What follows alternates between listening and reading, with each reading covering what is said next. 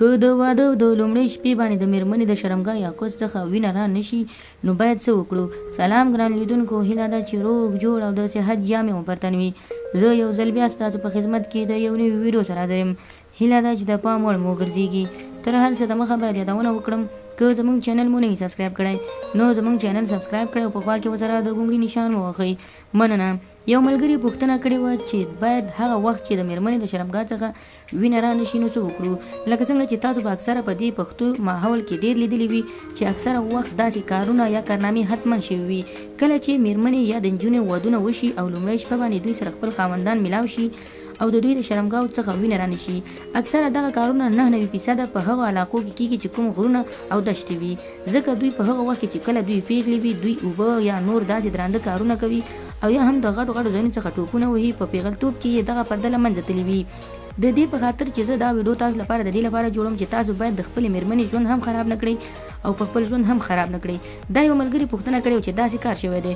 باید د دې لپاره ما زه ووایم چې هیڅکله هم داسې په خپله میرمن داسې شک او شبهه مه کوئ، ځکه چې دا اکثره وخت د پیغلتوب کې د انسان بدن کې یعنې د ښځو په هغه بکارت پرده چې ډېره نازکه ده په یو ټوپ سره هم شکېږي او یا په لږ زور سره هم شکېږي. د دې لپاره چې تاسو د میرمنې باندې شک وکړئ نو هیڅکله هم دا کار مه کوئ، ځکه دا د الله پاک یو داسې لوی نعمت دی چې هیڅکله هم تاسو په دې باندې غلط ګمان مه کوئ.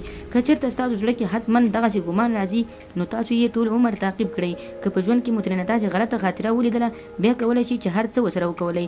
نو هغه خلک چې په لومړۍ شپه د میرمنې سره یوځای کېږي او د شرمګاه څخه یې وینه نه راځي دا په دې معنا نه ده چې کېدای شي دا جنۍ وران. که هر کله تاسو له خپلې میرمنې سره یوځای کېدئ د واده په لومړۍ شپه باندې د هغو خلکو لپاره چې ودونه یې نه وي کړي باید دغه یوه خبره حتما ذهن کې وساتي. باید تاسو د میرمنې سره چې کله یوځای شوئ نو دستي د ذکر یا نو د وینې په خاطر باندې تاسو مه ودرېږئ او تاسو داسې ونه وایئ چې تاسو باید د میرمنې له شرمګاه څخه وینه دستي راشي، ځکه اکثره وخت میرمنې چې کله د پلار د کور څخه راشي نو ډارېږي او یریدلې وي او زړه یې اچولی وي. کېدای شي دا د دې لامل وي چې د وینې راتلګ یې منې شي. او دومره دا خبره چې دا وینه بیا ډېره وروسته هم راتللی شي، ځکه سمدستي دغه وینه نشي راتلی او میرمنه په دې باندې ډاډه کولی نشي چې په تاسې یا د میرمنې د شرمګاه څخه وینه راغلې وي.